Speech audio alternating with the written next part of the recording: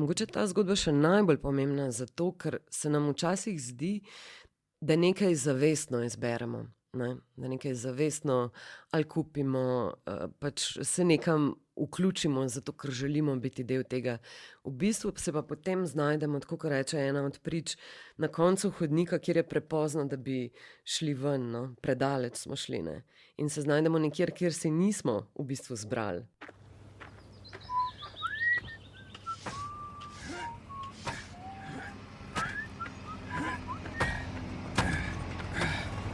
Marička. Kaj se pa vi greste? Ja, kaj misliš? Kopljemo. Temu je treba priti do dna. Ne praskajte po površju.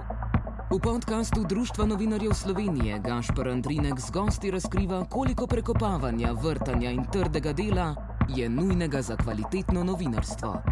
Podcast Zgodba za zgodbo. Zdravo, Nataša. Dobrodošla. Kako si? Hvala za povabilo. V redu. Po dolgem dnevu, ampak v redu. Super. To je podcast Zgodba za zgodbo, podcast Društva novinarjev Slovenije o odmevnih novinarskih zgodbah, ki so tako ali drugače zaznamovale, odpirale vprašanja, poskušale najti odgovore ter razkrivale nepravilnosti in krivice, informirale, izobraževale. Jaz sem Gašper Andrinek, moja gostja je novinarka in voditeljica na Valu 202, kjer sva tudi sodelavca, Nataša Štefe. In absolutno se tikava, ne? Mislim, tukaj sploh ni debate. Tukaj sploh ni debate. Nataša, zapisala si, da je večina izmed nas prepričana, da nikoli ne bi mogla končati v kultu. Ampak, kakor so ti povedali strokovnjaki, nihče ne vstopi v kult, ampak je vanj načrtno rekrutiran. Poleg tega pa sploh v Sloveniji o njih še vedno ne vemo dovolj in smo zato tudi ranljivejši.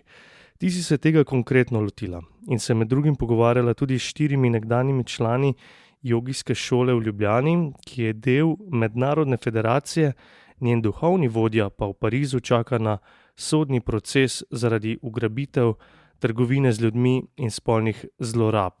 Naredila si zgodbo na Valu 202, Kulti med nami, in ta novinarska zgodba ima v resnici tudi svojo zgodbo. Vem, da si jo pripravljala kar nekaj časa. In še preden se pa lotiva tega procesa, bi lahko mogoče še malo obnovila. Kaj sem mogoče spustil? Mislim, sej omenil si že, nihče ni rekrutiran v kult, oziroma ne stopi van zavestno. To so besede pravzaprav Irene Pan. Veliko je sklicevan tudi na knjigo Stevena Hasana, Nadzori uma, oziroma ne vem zdaj točno naslov. Ampak, kako bi rekla, moram tako začeti, no? Predpostavka. Govorimo o predpostavkah. Predpostavka je naslednja. Obstaja mreža šol, jogijskih šol, tantrične joge po svetu, več kot 30 jih je, združene v to federacijo Atman. Atman je v bistvu mednarodna zveza jogijskih šol. In vse delijo isti učni material, učijo isti nauk. Ta nauk je v 90-ih letih zasnoval Gregorijan Bivolaru, gre pa za gibanje za duhovno integracijo absolutno, imenuje skratico MISA. Zdaj, kdo je ta Gregorijan Bivolaru, ne? On je bil rojen v Romuniji, tam osnoval ta duhovni nauk, ki je v bistvu nek tak mišmaš, no? Nekaj črpa iz verskih naukov, nekaj iz nekih ezoteričnih virov.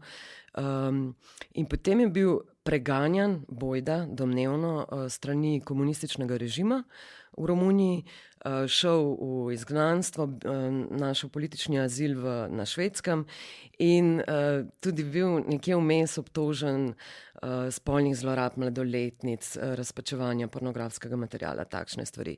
Potem je bil spet nečesa obsojen v Romuniji v odsotnosti. Skratka, neka dolga klobasa, ki pripelje do Pariza, do neke hiše v Parizu, kjer je bil on aretiran leta 2023 z 50 ženskami v tej hiši, ki so bile v bistvu napol omamljene. Ne? In mislim, nazadnje, ko sem preverjala, zdaj je on še Nemčija neke obtožnice sprožila, skratka, on zdaj čaka na sojenje, ki naj bilo letos ali pa drugo leto. Zakaj govorim, da so to predpostavke? Zato, ker v bistvu jaz nimam dokazov za to, kot rečeno, sojenje še ni tukaj, obtožbe so pa precej hude, ne? Se pravi, trgovina z ljudmi, organiziran kriminal, prostitucija, spolne zlorabe za krinko nekih duhovnih praks. Ne? In zdaj, ena od teh šol je tudi v Sloveniji, omenil si te 4 priče. Se spomniš mogoče, kdaj, kje si prvič slišala za to? Se pravzaprav ne, vse to, kar sem ti zdaj povedala, tega jaz sploh nisem nič vedela. Ne? Zgodil se je moment, ko sem pač sedela v pisarni in je prišla kolegica z radia, ne z naše redakcije. In, a veš, ko pridejo ljudje do tebe, jaz imam eno zgodbo, ne? A veš, kakšno grozno zgodbo imam, ne?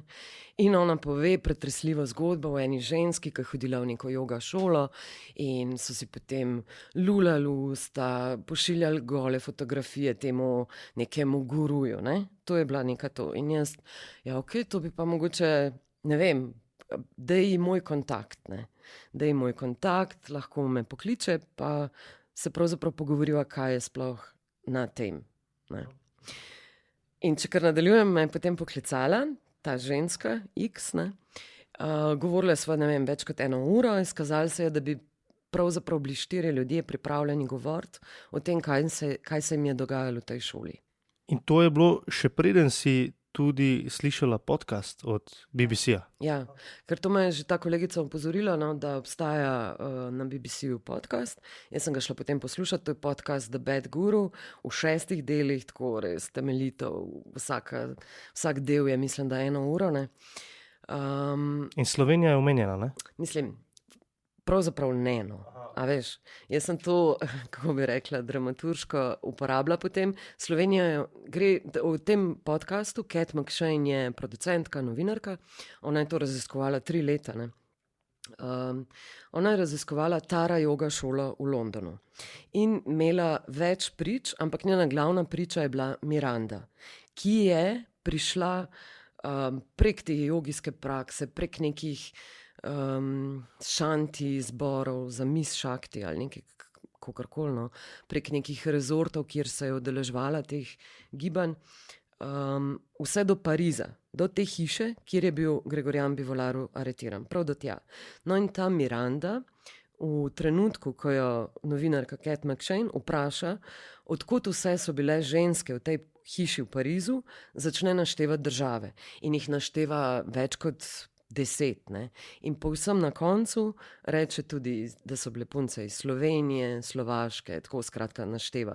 In tam omeni tudi Slovenije, ne. Kako si se potem lotila zgodbe? Mislim, prva stvar je bila itak, ok, poslušala sem ta podcast in to je bilo februarja lani, ne. Sem se začela dogovarjati z temi 4 pričami, 4, ki so bili pripravljeni spregovoriti, kdaj bi se dobili. In smo pač najdeli nek termin, jaz sem predlagala petek popoldne, ker ni nikogar, tako kot zdajle kle, in smo posneli precej dolg pogovor, 2,5 ure.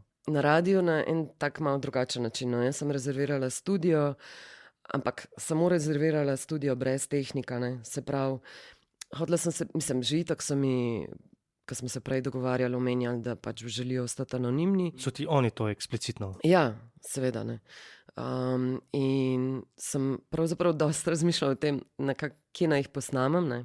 Tako da sem rezervirala, ne vem, se ti veš, no, na radiju v 5. nadstropju, je nek studio povsem na koncu hodnika, mimo katerega praktično nihče ne gre, razen tiska gre direkt tja. Brez tehnika, tako da sem snemala na snemalnik in tudi, če bi kdo mimo šel, ne bi nič slišal, ker pač smo se tako pogovarjali, no. In to ti je bila potem v resnici osnova za celotno zgodbo? Ja, ta pogovor, ne. Ta pogovor, se pravi, 2,5 ure smo posneli. Jaz sem bila tako, okej. Kako si se počutila po tem pogovoru? Ta pogovor je bil tako, malo si, kaj to je bilo ali kaj, zakaj niste šli ven? Pač kar sprašuješ vse tisto, kar bi vprašal nekdo, ki je pač firpčen, zakaj se jim to dogaja, ne. Skratka, mi smo to posneli in v bistvu sploh, vem, da sem prišla do urednika in sem rekla, jaz ne vem, kaj naj s tem, no. Tako, čist. Koliko pa si mogoče vedela v resnici o kultih? Ja, mislim, novinarji smo, ne, o vsaki stvari nekaj vemo, ne, ampak ne pa dovolj, no. Mislim, več kot kakšen dokumentarc sem pa tja, ali pa ne vem, Charlie Manson, pa take fore, ne, ki je iz pop kulture, ne, a veš. Sej tudi, jaz sem bila tako, mislim, tudi, ko smo se s to punco pogovarjali po telefonu prej, ali pa s tem fantom, saj ni važen, mislim, tega se nisem lotila, ok, to je pa zdaj kult, ne. To je pač neka jogijska šola, ful se tam enih čudnih stvari dogaja in najprej moram zvedeti, kaj se dogaja, ne. Ampak je pa res, končali smo ta pogovor tako, da sem jaz njih vprašala, vse 4, a ste, ko ste šli ven, oni so hodili tam nekje okrog v času korone, ko ste šli ven, ste bili prepričani, da je to kult. In so rekli, ja, ne.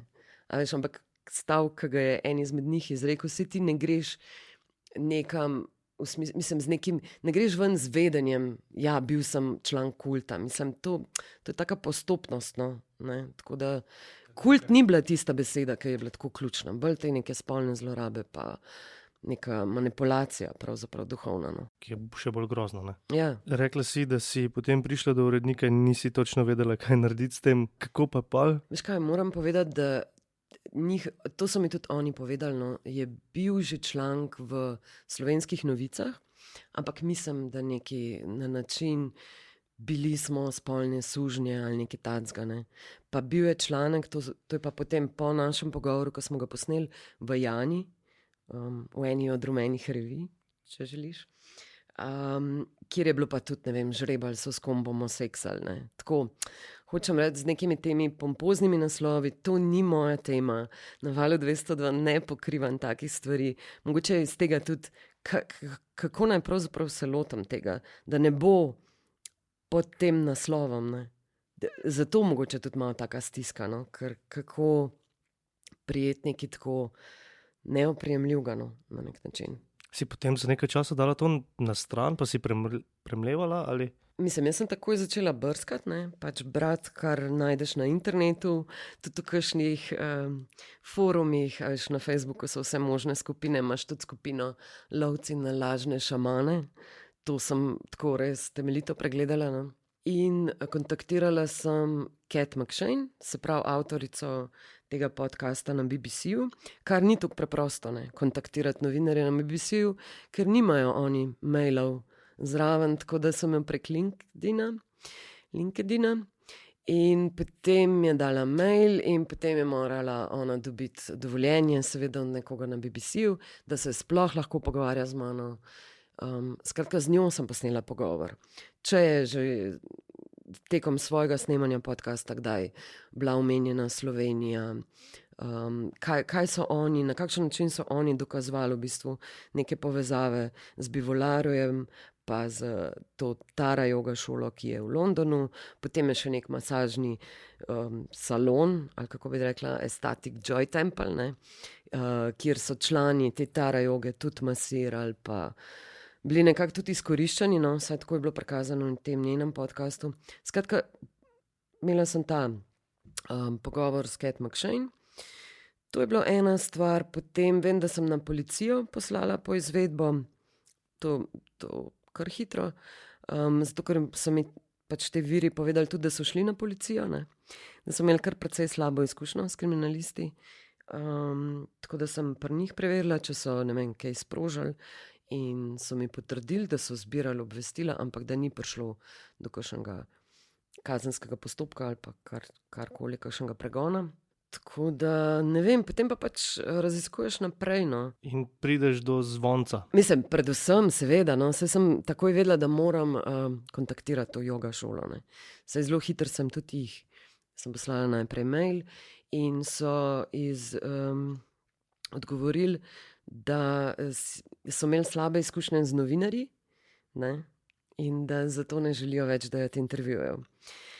Lej, recimo, da štekam, ne, zato ker je bila to v Slovenskih novicah ali kakorkoli, ampak še vse, ne vem, to sem tudi z Ireno Pan se pogovarjala, malo nenavadno je, da ena jogijska šola ne želi dati intervjuje o svojem delu, ne, ampak okej. Skratka, takrat se je začelo zelo hitro tudi to dopisovanje z jogijsko šolo, ki je najprej rekla, da seveda ne bojo dali intervjuja, ampak jaz sem kljub temu, da so rekli ne, sem pač pošiljala konkretna vprašanja, ki so izhajala iz pričevanj teh ljudi. V izrednih primerih se načeloma tudi po kodeksu konec koncev lahko novinar poslužuje preiskovanja pod krinko. Ja. A si razmišljala o tem? Sem. Ampak ne vem, če bi imela dovolj časa. No. A veš. Poleg tega pa, ne vem, se mi zdelo tudi, če imam ta pričevanja, že zato, če želim vsaj del teh pričevanj objaviti, rabim neke uradne odgovore. Ne. Se pravi, če teh pričevanj sploh ne bi uporabila, je potem mogoče ta pot, ne, da greš pod krinko, zato da sploh karkoli dobiš. A me razumeš, kaj mislim? Da če pa nekaj že imaš, je pa v bistvu kaj, zato da greš potrditi ta pričevanja, ja, lahko je neka pot, lahko pa recimo pri njih preverjaš, če so že neke te metode uporabljali ali pa karkoli. Tako da ne. Mislim, sam razmišljala, da bi šla, ne vem, na vrata gledati pa spraševati te, ki hodijo z teh tečajev, kako se počutijo, ampak mogoče me je zato tudi pol zmanjkalo časa, čeprav sem ga imela veliko, ampak je bilo to delo vedno ob vsem drugem delu, ne. Nič nisem manj počela zaradi tega, ker sem to delala.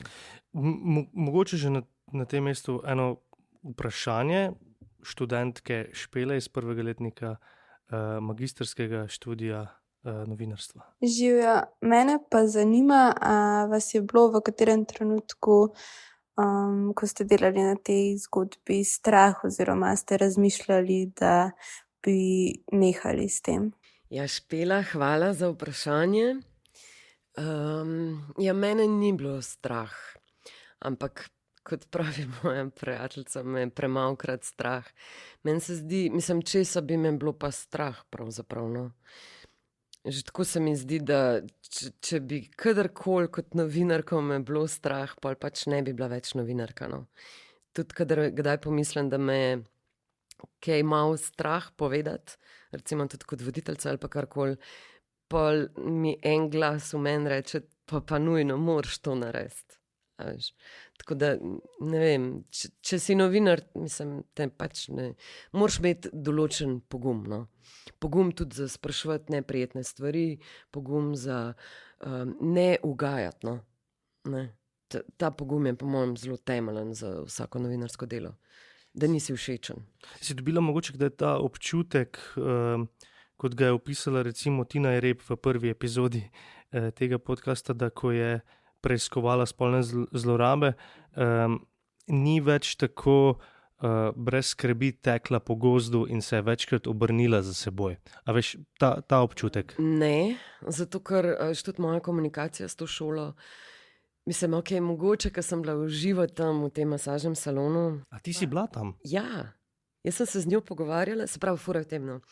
Pač obstaja tam Sundari tempelj, ki je masažni, pa ne salon, pač v bistvu to je tantrična masaža, kar je pravzaprav erotična masaža tudi, no, ampak tantrična, ki ga ima Neža Newton, ki je soustanoviteljica te jogijske šole, joga neizmerne sreče in zdravja, res sumljivo ime. Skratka, ja, jaz sem šla tja, v ta masažni center, ona mi je odprla vrata, to, kar povem tudi v podcastu, pač, in sva sedeli tam na tleh in sva se 1 uro pogovarjali, ne. Tak čuden občutek, ampak ne, mislim, sploh ne, strah ne, no, tukaj tudi ni, strah ne, strahu nisem čutila ali pa da bi mi kaj osebno, nikoli. Tudi v sami zgodbi, ki si jo na Valu 202 objavila v podcastu zgodbe, nekako ves čas poslušalkam in poslušalcem pojasnjuješ, kaj in kako si se lotila vsega skupaj. Na nek način kot neka oblika pojasnjevalnega novinarstva. Se ti zdi to pomembno? Ja, zelo. Mislim, zelo se mi zdi pomembno, zato da pač, nekaj je že ta dramaturgija, da ima poslušalec občutek, da raziskuje s tabo. Drugo je pa, da ti kot novinar, mislim, vse, kar imaš, je pač neko zaupanje. In zaupanje si pridobiš tudi tako, da pač za vse, kar trdiš, na nek način pokažeš, kako si prišel do tega, ne. Tako pač bolj ti zaupa, če ti pojasniš, na kakšen način nekaj trdiš, kje je bilo kaj preverjeno. Mislim, to se mi zdi kar ključno, no. za marsikatero stvar, ne? Razen, ne vem, za komentar, ampak to je kar ključno, da poveš, kako si do česa prišel, pa zakaj nekaj trdiš. Tudi zato, recimo, se mi zdi zelo zanimivo in pomembno, da si v zapiskih zraven transparentno objavila pisno vprašanje in odgovore nekoga od te šole joge, neizmerne sreče in zdravja, ne? Čeprav v bistvu vsega nisi uporabila v radijski zgodbi. Mislim, jaz sem se z njimi dopisovala res dolgo, ne. Fora je v tem, oni so mi nekaj odgovorili, ker tukaj gre za, a veš kaj, gre za take besede, transfiguracija, aspiracija, zakaj so bile potrebne, ne vem, gole fotografije, zelo neke konkretne stvari, ne. Kaj je iniciacija, ne, kar je v recimo temu podcastu The Bad Guru, iniciacija je, da potem na koncu seksaš z tem bivolarojem, ne, to je neka končna iniciacija. In tudi iniciacija naj bi se dogajala skozi spolni odnos, ne. Zato sem njih vsa ta konkretna vprašanja spraševala, tudi ali častijo tega bivolarja, ne. In potem so mi oni dejansko zelo lepo odgovarjali, vem imeno ene iz te šole, ampak je tudi prosila, da ne uporabim nobenih imen v te šole, članov teh šole. Ampak skratka, vsa ta konkretna vprašanja ne moreš, nisem mogla vključiti oddajo. Obenem so me pa opozorili, oziroma skozi na pol malo opozarjali, no, da karkoli bom objavila, da želijo prej videti, imeti vpogled, da ne bom česarkoli prikrojevala. In se mi je zdelo tudi elegantno, sicer pri nas vsaka rešitev terja neko raziskovanje, tudi če moraš samo Google Docs pripeti, ampak se mi je zdelo elegantno, da vsak, ki ga res zanimajo neke te konkretnosti, ne, gre potem to prebrati. Se pravi, tukaj sem jaz njim lahko odgovorila, absolutno ne bo nobenega prekrojevanja in seveda ne boste dobili vpogleda, ker bo v celoti vse objavljeno, ne. Kar pa sem potem v končni fazi še jih prosila, sem pa jih prosila, če mi lahko skrajšajo, oziroma če mi lahko dajo kratek odgovor na zelo konkretne hude obtožbe, ki so se pojavile od teh nekdanjih članov te šole, torej o golem slikanju, o neki duhovni zlorabi, spolni zlorabi in nenazadnje o očitku, da je ta jogijska šola del kulta. Kako odgovarjajo na to? In to sem v celoti objavila v oddaji, ne.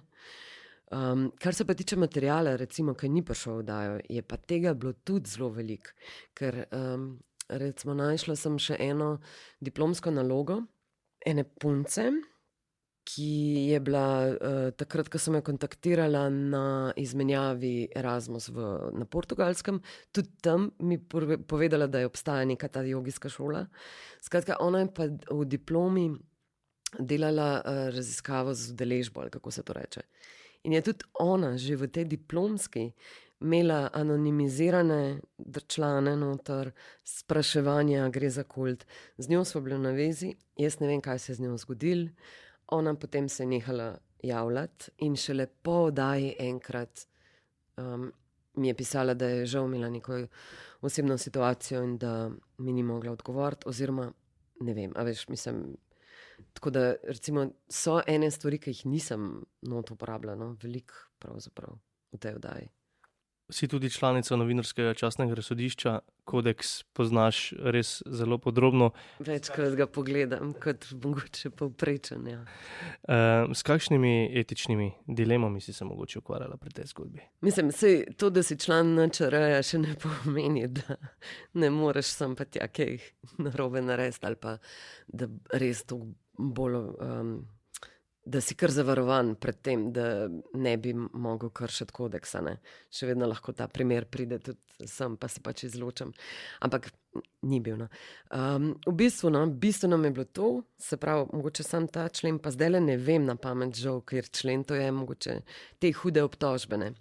Da pač, če ti nekoga nekaj obtožuješ, moraš pridobiti njegov odziv na hude obtožbe in to je tisto, kar sem bila recimo pozorna. Bila sem pozorna, pa ne vem, če je to članstvo NČR-ja vpliva na to, ampak kar se mi včasih zdi, da novinarji, da se nam lahko zgodi, je, ko začnemo neko zgodbo sestavljati, da si že vnaprej predstavljamo, kakšna ta zgodba bo. in da že vnaprej si želimo, da bojo vsi, s katerimi se pogovarjamo, da se bojo vsi nam lepo vklopali v to zgodbo. Ne? In da potem včasih, to se včasih lahko zgodi, si preveč želimo, da bo zgodba taka, kot naj bi bila, in ne preverimo kakšnega vogala ali pa jo povemo na način, kot jo želimo videti. No. To se mi zdi je velika nevarnost pri enih takih zgodbah. Ne. O tem sem tudi razmišljala, da ne sme biti tako. Ne. Jaz v oddaji zelo jasno povem in v članku na MMC, da na podlagi tega, kar sem jaz ugotovila, se pravi povezave z jogijsko šolo, z masažnim centrom, ne moram trditi, da gre za kult, ki bi sledil pač Gregorjanu Bivolariju. Tega ne moram trditi. Ne? In na podlagi pričevanj tudi. Kakšni so bili odzivi? Odzivi so bili zelo številni. Največ jih je bilo na Facebooku. No? Tam je veliko ljudi se mi je oglasili, pač so bili, se mi je zdelo, ne vem, fajn poslušati, jim je bila zanimiva tema. Veliko ljudi se mi je oglasili, ki so bili v tej šoli. Ne? Zanimiv mi je bil odziv ene znanke, ki je pisala, da ima v šoli, mislim, da ima sestrično, ki živi v tem nekem ašramu tudi. In da so kar nesrečni v družini, ker ne vejo, kako pravzaprav. Ne? To so še vseeno odrasli ljudje. To je bil en odziv, eden od priče je dal to mojo oddajo, no, ne vem kako, pač tudi nekako tujino, ker obstaja prav neka spletna stran Atman Alert, Atman Kult Alert, nekaj takega, ne. Skratka, in se mi je oglasila ena Cecilia Tiz iz Nemčije, ki je pisala, da je bila 14 let del te šole v Nemčiji in 5 let inštruktorica tega gibanja Misa, in da pozna še eno Slovenko, ki je v tujini in ki je nazadnje delala kot, to je v bistvu ta neka prostitucija pred kamero, no, spletna prostitucija, a veš, tako, ko, ne vem, ali plešajo pred kamero ali to, nekaj to. Skratka, poslala res noro dolg mail z vsemi linki. Taki odzivi, no. Potem je bil pa še odziv profesorja z Fakultete za družbene vede, ki mu ni bilo všeč, mogoče tudi to, da nisem njega poklicala, čeprav sem tudi o njem razmišljala kot sogovorniku. In poslal mi je svojo knjigo, ne, ki je veliko bolj utemeljena, ko govorimo o kultih, kot ta, na katero sem se jaz sklicevala. In mi nekako hotel predstaviti, no, da je bilo to precej, mislim, da so pomanjkljivosti v tej oddaji, v smislu, da je po njegovem teorija ovrgla to nekako, da gre za kult, no, da gre za neka škodljiva gibanja. No. Mislim, da ima on bolj mile poglede na to, da pač, če so neke sekte, ni nujno, da so same po sebi poškodljive. Oziroma, ne vem, no, njegovo knjigo moram še prebrati. Kje je ta zgodba zdaj in sledi morda nadaljevanje? Zgodba je v mojem predalu in če sem povsem iskrena, se mi zdi, da nadaljevanja ne sledi. Boš pa, mislim, vseeno spremljala, kaj se dogaja s tem? Spremljam, ampak ko bi rekla, ta zgodba je bila tako, meni se je tako, ne vem, prej tudi, ko je študentka vprašala, no, če si kdaj v slepi ulici, tako se ti v bistvu neke kamenčki sestavljajo, v bistvu je tako zgodba zakomplicirana za razložiti. No. Se tudi vsi, ki poslušajo, mogoče, če prej ne slišiš podcasta, sploh, a veš, ne vidiš vseh teh povezav. No. Sej po eni strani je tudi v resnici poanta tega podcasta, da promoviramo vsebine, ki jih delajo gostje podcasta, tako da absolutno je treba poslušati to zgodbo, priporočam vsekakor.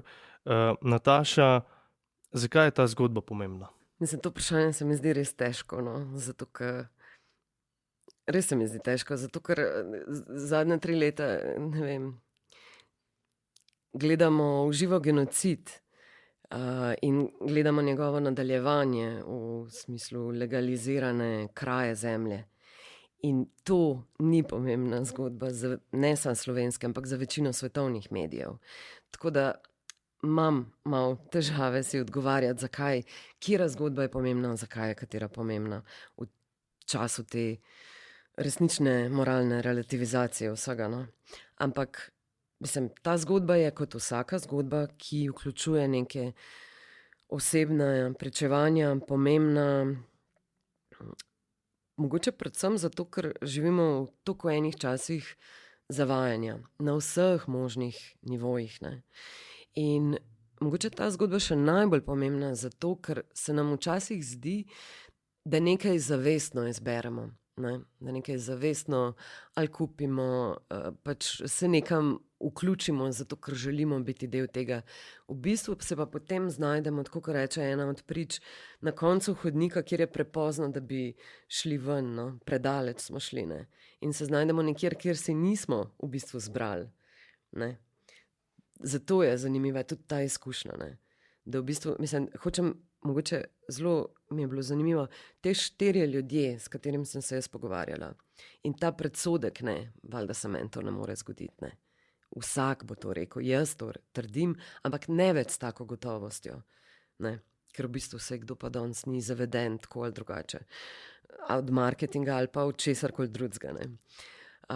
Ampak te 4 ljudje so bili vsi 4 pametni, pronicljivi posamezniki, razgledani, ki ni izgledali, a veš, da nimajo, da mogoče da so kaj manj oboroženi proti nekim manipulacijam kot vsak povprečen. Ne. Tako da zato je zanimiva ta zgodba. Zato, da se mogoče kdaj vprašamo, nekaj zbereš, si prepričan, da si to zbral zavestno, ampak mogoče pa nisi, ne? Mogoče te pa kdo obrača, mogoče pa kdo manipulira s tabo, pa pač sploh ne veš. Kaj pa morda tebi osebno, kakšne posledice pustila ta zgodba? Ne vem.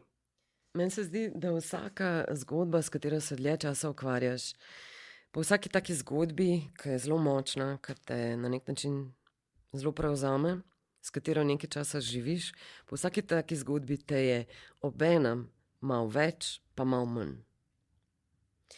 Se pravi, malo te pobere, nekaj ti pa tudi dane. Ampak, kako bi rekla, to je tudi novinarstvo, ne? Vsaka taka zgodba ti pusti. Mislim, to je tisto, kar je novinarstvo, no? Da malo živiš za neko tako zgodbo, ne? Tako da valjda ti pusti, vse se ti nekam vtisne, ne.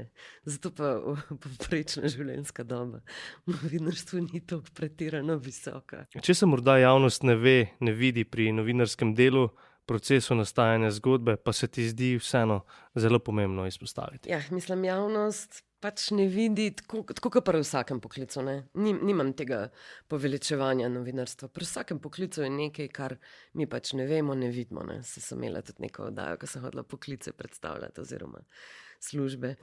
Ampak ja, pač vsem malo sem že nakazala, neskončno brskanje, neki pogovori, ki so psihično naporni, ne. Mogoče, kaj pa vem, ogromno mailov. Jaz sem si s temi člani izmenjala, mislim, da tam okrog 56 mailov smo imeli tako v izmenjavi, ne. Ogromno enega dela, ne, od zadaj. Že to, da ti si zamisliš, potem je pa še to radijsko delo, ki si sam dejansko, jaz sem ful ljudi odpovedala v oddaji, ker se mi je zdelo tako, da ne bom jaz to sama, ne, valjda jih mora biti cel kup, da ne bo smešno. Ampak v bistvu urednika sta pač sodelovala z mano, pa recimo Šlak je skozi, ampak ogromno je nekega brskanja, ogromno je tudi enega brskanja v neke slepe ulice, ne. Sem celo zemljiško knjigo nekaj brskala, te sedeži teh društev, pa kdo je lastnik, pa to, ampak to me nikamor ni pripeljalo, ampak vseeno, ne. Se pravi, no, to, kar sem omenila, pač na radiju je še ogromno te montaže, sam zbereš muziko, sam pomontiraš vse, to je res veliko dela, no. Ampak se mi zdi čisto v redu, da javnost ne ve, mislim, mi še vedno v redu, ko me prijatelji pokličejo, kje si, pa rečem, jaz v službi, pa rečejo, mislim, govoriš po radiju, ker samo to delam, a ne, nič drugega. In okej, ja, pač to je to, kar pač počnemo na radiju, govorimo po radiju in pač pridemo v službo in pol malo govorimo po radiju. V redu. Ne. Ja, tudi to je v redu, pa tudi jaz res gledam na novinarstvo kot na neko obrt. Ne.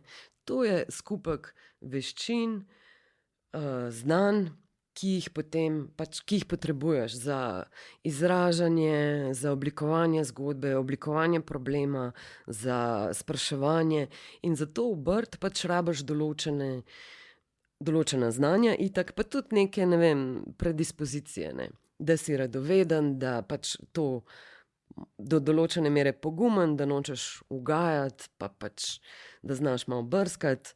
Ne vem, to je obrt. In obrt, pri kateri ti najbolj prav pridejo tudi izkušnje. No.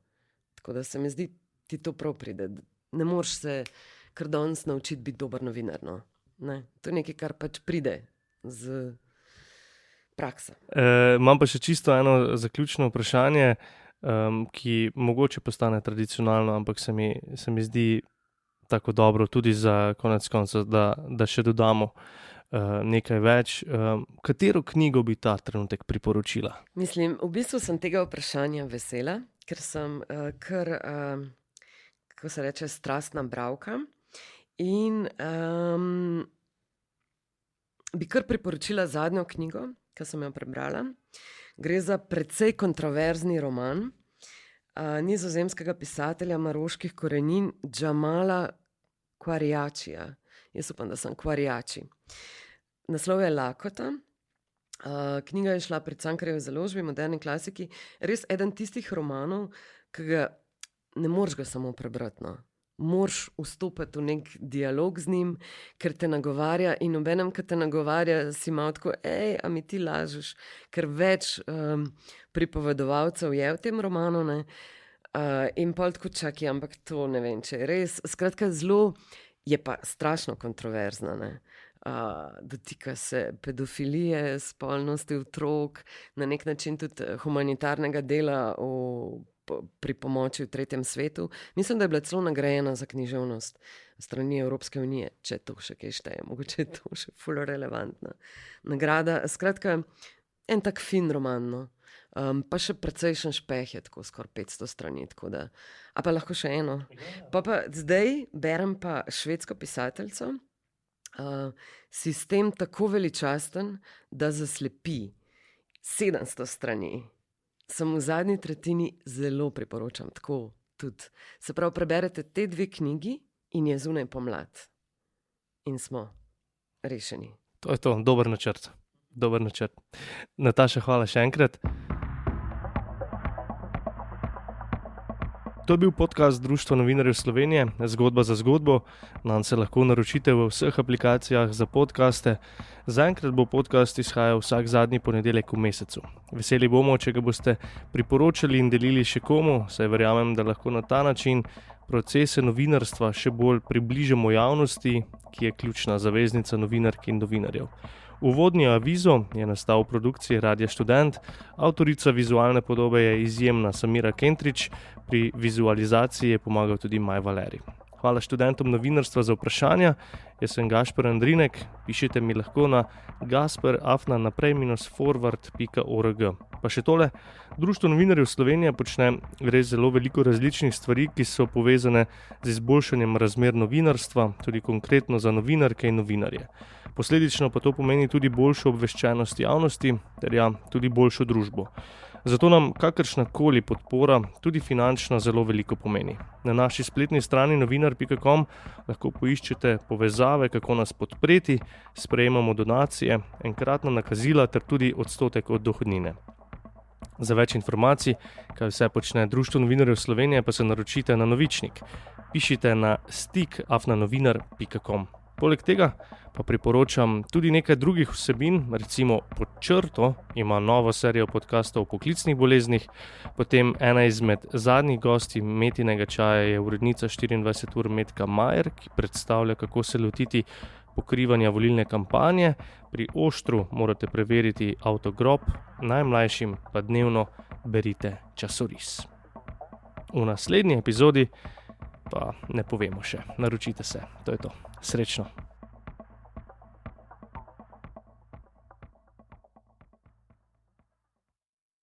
Za čisti konec pa samo še tole. Ja, ta projekt je financiran strani Evropske unije, izražena stališča in mnenja so zgolj stališča in mnenja avtorja ali avtorjev in ne odražajo nujno stališč in mnenj Evropske unije ali izvajalske agencije za izobraževanje in kulturo. Niti Evropska unija, niti izvajalska agencija za izobraževanje in kulturo ne moreta biti odgovorna zanje.